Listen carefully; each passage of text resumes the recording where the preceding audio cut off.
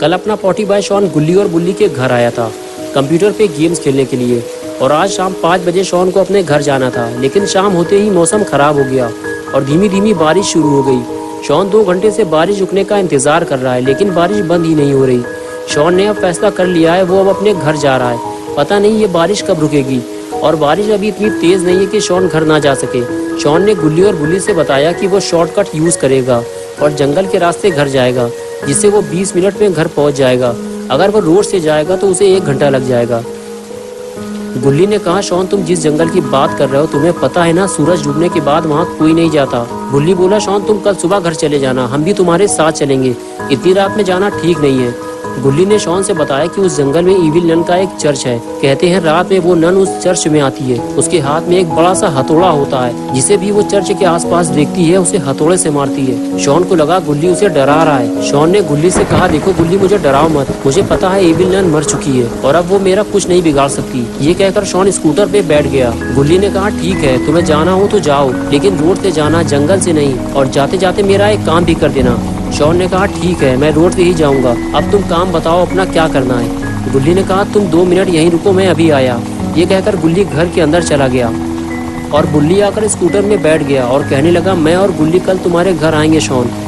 और तभी गुल्ली घर से बाहर आ गया और शॉन के पास जाकर बोला, 2 दिन से कूड़ा लेने वाली नहीं आई है शॉन, तुम इसे ले जाकर कूड़ेदान में डाल देना। बड़े चौराहे के पास जहाँ बाबा चूरन बेचते हैं उसी के पास उल्टे हाथ की तरफ कूड़ेदान है, वहीं इसे डाल देना। ये कहकर गुल्ली ने कूड़े वाला पॉलीथीन बैग स्कूटर में रख दिया और अपना पॉटी बॉय शॉन स्कूटर लेकर वहां से जाने लगा। तो गुल्ली और बुल्ली शॉन को डराने लगे और कहने लगे, जाओ शॉन, ईविल नन तुम्हारा इंतजार कर रही है। और शॉन हंसते हुए वहां से चला गया। शॉन थोड़ी ही दूर पहुंचा था कि बारिश तेज होने लगी और अब शॉन के समझ में नहीं आ रहा कि वो क्या करे। शॉन ने कुछ दूर जाकर स्कूटर रोक दिया। शॉन थोड़ा कंफ्यूज है कि वो रोड से होता हुआ अपने घर जाए या फिर जंगल के रास्ते। गुल्ली और बुल्ली ने मना किया था जंगल से मत जाना, लेकिन रोड से जाने में आधे घंटे से ज़्यादा टाइम लगेगा और बारिश की वजह से अंधेरा बढ़ता ही जा रहा है। कुछ देर सोचने के बाद शॉन ने फैसला किया कि वो जंगल के रास्ते घर जाएगा और ये कूड़ा भी वहीं फेंक देगा। सड़क पे गंदगी फैलाना ठीक नहीं है। और फिर शॉन स्कूटर लेकर जंगल की तरफ आगे बढ़ गया। शॉन इससे पहले कभी भी इस जंगल के रास्ते अपने घर नहीं गया। आज पहली बार वो इस जंगल से होता हुआ अपने घर जाएगा, लेकिन शॉन की बेवकूफ़ी कहीं उसे भारी न पड़ जाए। जंगल के अंदर आने के बाद शॉन ने स्कूटर रोका और नीचे उतरकर आसपास देखने लगा। तभी शॉन को कुछ दूर सामने एक पेड़ गिरा हुआ दिखाई दिया। शॉन को लगा बस यही सही जगह है, मुझे यही कूड़ा डालना चाहिए। शॉन ने स्कूटर को स्टैंड पे खड़ा किया और कूड़े वाला पॉली बैग लेके आगे बढ़ गया। शॉन ने उस गिरे हुए पेड़ के पास जाकर कूड़ा डाल दिया, लेकिन तभी शॉन को वहाँ कुछ हलचल महसूस हुई। शॉन को ऐसे लगा जैसे उसके साथ वहाँ कोई और भी मौजूद है, लेकिन दिखाई तो कोई भी नहीं दे रहा। शॉन को लगा कहीं कोई जानवर तो आसपास नहीं है। शॉन ने जल्दी से टॉर्च निकाली और आगे बढ़कर देखने लगा, लेकिन चारों तरफ देखने के बाद भी शॉन को कोई जानवर दिखाई नहीं दिया। लेकिन फिर वो आवाज़ कैसी थी? शॉन ये सब सोच ही रहा था कि तभी किसी चीज़ की आवाज़ ने शॉन को डरा दिया। शॉन ने जब पलट कर देखा तो उसका स्कूटर गिरा हुआ था। किसी ने उसका स्कूटर गिरा दिया था। शॉन स्कूटर के पास जाकर बोला, कौन है यहाँ, किसने मेरा स्कूटर गिराया है? तुम जो भी हो, मैं तुम्हारी इन छोटी मोटी हरकतों से डरने वाला नहीं हूँ। लेकिन शॉन को जब इन सवालों का कोई जवाब नहीं मिला तो शॉन ने वहाँ से निकलना ही बेहतर समझा। शॉन अब इस जंगल के रास्ते अपने घर नहीं जाना चाहता, वो रोड से होते हुए घर जाएगा। लेकिन अब एक नई मुसीबत आ गई है, ये स्कूटर अब स्टार्ट नहीं हो रहा। गुल्ली का ये स्कूटर काफ़ी पुराना हो गया है, गुल्ली को अब इसे बेच देना चाहिए। शॉन की लाख कोशिशों के बाद भी जब स्कूटर स्टार्ट नहीं हुआ तो शॉन ने उसे खड़ा करना ही बेहतर समझा। लगता है आज की रात शॉन को इसी जंगल में गुजारनी पड़ेगी। इस जंगल में बहुत अंधेरा है और पॉटी बॉय शॉन बिल्कुल अकेला है। शॉन को अब डर लगने लगा है, बारिश काफ़ी तेज़ है और शॉन काफ़ी देर से भीग रहा है। उसे अपना सर छुपाने के लिए कोई जगह ढूंढनी होगी, वरना शॉन बीमार पड़ सकता है। इसलिए वो जंगल की तरफ आगे बढ़ने लगा। शॉन जिधर भी टॉर्च मारकर देखता बस उसे छोटे बड़े पेड़ दिखाई दे रहे थे। बारिश में पेड़ के नीचे खड़े होना खतरे से खाली नहीं है। शॉन को कोई और जगह ढूंढनी होगी। शॉन को हर वक्त ऐसा महसूस हो रहा था जैसे वो इस जंगल में अकेला नहीं है, उसके साथ कोई और भी है। जंगल की खौफनाक आवाज़ें शॉन को और ज़्यादा डरा रही थी।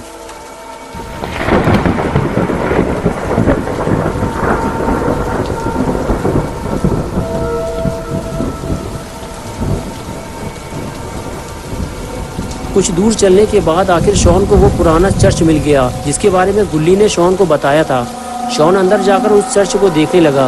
उस चर्च को देखकर ही ऐसा लग रहा था कि वो कोई नॉर्मल चर्च नहीं है। उसके चारों तरफ कब्रें बनी हुई थी, या यूँ कहे कि कब्रिस्तान के बीच में एक छोटा सा चर्च बना हुआ था। पूरे जंगल में बस यही एक ऐसी जगह थी जहाँ शॉन भीगे बिना पूरी रात गुजार सकता था। शॉन अंदर जाकर चर्च को देखना चाहता था, लेकिन चर्च के दरवाजे इस तरह बंद किए गए थे कि कोई अंदर ना जा सके। शॉन आसपास की जगह और कब्रों को टॉर्च मारकर देखने लगा कि इस जगह रात गुजारना ठीक रहेगा या नहीं। और फिर तभी शॉन को गुल्ली और बुल्ली की सारी बातें याद आने लगी। गुल्ली ने शॉन को बताया था कि इस जंगल में एक चर्च है जो कि ईविल नन का है और वो रात में वहाँ आती है। शॉन को अब डर लगने लगा है, कहीं गुल्ली की कही हुई बात सच ना हो जाए। शॉन अब कोई नई मुसीबत में नहीं फंसना चाहता, इसलिए वो यहाँ से जा रहा है। ये जगह कुछ ठीक नहीं लग रही। शॉन को रात गुजारने के लिए कोई और जगह ढूंढनी होगी।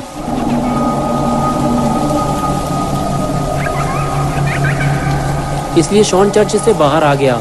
शॉन जैसे ही चर्च से बाहर आया, फिर उसे किसी के चलने की आवाज़ सुनाई दी। शॉन को ऐसे लगा जैसे उसके सामने से अभी अभी कोई गुजरा हो। शॉन ने हर तरफ टॉर्च मारकर देखा, लेकिन उसे कोई नहीं दिखा। शॉन टॉर्च लेकर आगे बढ़ गया। कुछ दूर जाने के बाद शॉन को एक पुराना कुआं दिखाई दिया, जिसे सालों से किसी ने इस्तेमाल नहीं किया था। वो एक वीरान कुआं था। शॉन उस कुएं के करीब पहुंचकर उसे देखने लगा। पूरा कुआं काला पड़ चुका था और उसे देखकर ही डर लग रहा था। तभी कुएं के अंदर से आती आवाज ने शॉन का ध्यान अपनी तरफ खींचा। शॉन टॉर्च मारकर कुएं के अंदर देखने लगा। टॉर्च मारते ही आवाज और तेज होने लगी, जिसकी वजह से शॉन का शक यकीन में बदल गया कि कोई तो इस कुएं में जरूर है। शॉन कुएं में टॉर्च मारकर देखता रहा, लेकिन अंधेरा होने की वजह से उसे कुछ भी ठीक से नहीं दिखाई दे रहा था। कुछ देर तक तो कुएं के अंदर से वो आवाजें आती रहीं और फिर बिल्कुल सन्नाटा छा गया। शॉन सोच में पड़ गया कि ये आवाज़ थी किसकी और अचानक से बंद क्यों हो गई, और आखिर कुएं के अंदर था कौन? कहीं कोई जानवर तो कुएं के अंदर नहीं गिर गया? शॉन कुएं के अंदर जाकर देखेगा कि कुएं के अंदर था कौन। शॉन कुएं में लगी सीढ़ी के सहारे कुएं के अंदर उतरने लगा, लेकिन कुएं के अंदर जाना कहीं शॉन को भारी ना पड़ जाए। शॉन जैसे जैसे नीचे उतरता जा रहा है, वैसे वैसे अंधेरा भी बढ़ता जा रहा है,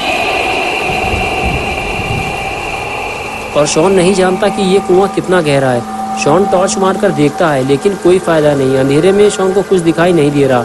शॉन को अभी और नीचे जाना होगा, लेकिन कुएं के ज़्यादा अंदर जाना शॉन के लिए खतरा बन सकता है। दम घुटने से शॉन की मौत भी हो सकती है।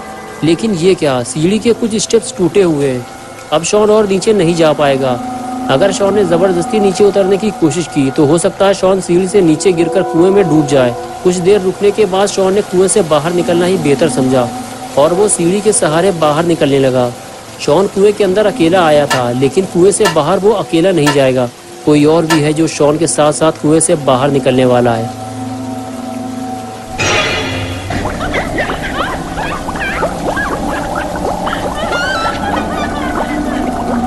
शॉन अभी इस बात से बेखबर है कि उसने कुएं के अंदर जाकर कितनी बड़ी गलती कर दी है, और एक बहुत बड़ी मुसीबत वो अपने साथ साथ कुएं से बाहर ले आया है। लेकिन कुएं से बाहर आने के बाद शॉन का डर अब दूर होने लगा है, क्योंकि कुएं के अंदर उसे कोई नहीं मिला और इस जंगल में भी उसे कोई नहीं मिला। लोगों ने इस जंगल के बारे में झूठी अफवाहें फैला रखी हैं।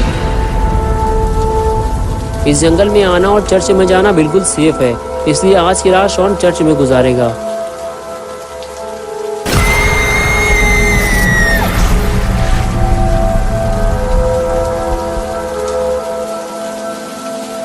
गुल्ली और बुल्ली ने जितनी भी बातें इस जंगल के बारे में शॉन को बताई थी, वो सब झूठ निकली, वरना इतनी तेज बारिश और गरजते हुए बादलों के बीच रात गुजार पाना शॉन के लिए बहुत मुश्किल हो जाता। शॉन काफ़ी थक चुका है, उसे नींद भी आ रही, लेकिन उसे समझ में नहीं आ रहा कि वो आराम कहाँ करे। चर्च के चारों तरफ तो कब्रिस्तान बना हुआ है और शॉन कब्रों के बीच आराम नहीं करना चाहता। कहीं किसी मुर्दे ने कब्र से बाहर निकलकर शॉन को पकड़ लिया तो क्या होगा। शॉन ने सोचा इससे तो बेहतर है कि वो चर्च की सीढ़ियों पर बैठकर आराम कर ले। फिर वो चर्च की तरफ आगे बढ़ गया और सीढ़ियों पर बैठकर आराम करने लगा। तभी शॉन को नींद आ गई और वो सो गया।